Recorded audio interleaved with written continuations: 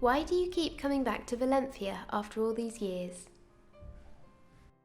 Actually, this starts with a very good friendship to Javi Ross, who was the first organizer of the masterclasses, and now to Jordi Juan. Then I start living the Spanish life. I start living the nights in Spain, having all this red wine and tapas.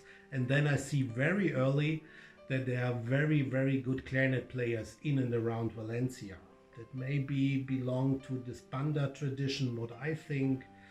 But what I could realize very fast, that there are a lot of good players. So actually everything you need for a masterclass: good players and good life and good friends. That's the reason why I'm looking forward to come to Valencia, hopefully this year if possible.